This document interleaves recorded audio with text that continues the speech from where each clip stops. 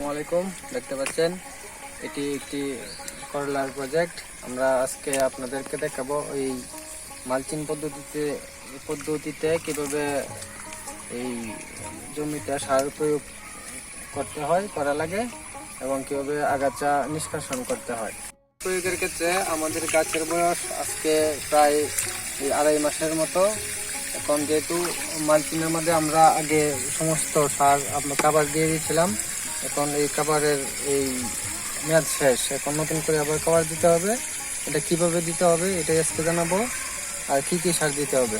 সার দেওয়ার ক্ষেত্রে আমরা এখানে দেখতে পাচ্ছেন ইউরিয়া সার নিয়েছি 40%, টিএসপি সার নিয়েছি হলো 60% এবং 5% হলো আপনার ম্যাগনেসিয়াম সালফেট।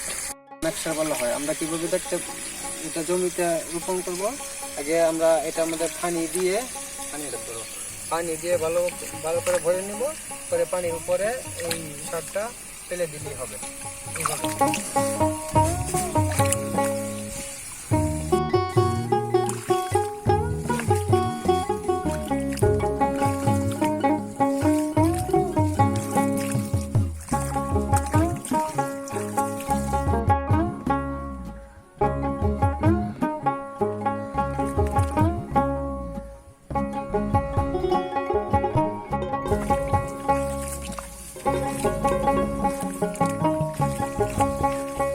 এটা একেবারে নরম হয়ে যাবে, হালকা গাছে থাকবে। এগুলো আপনার এই হাত দিয়ে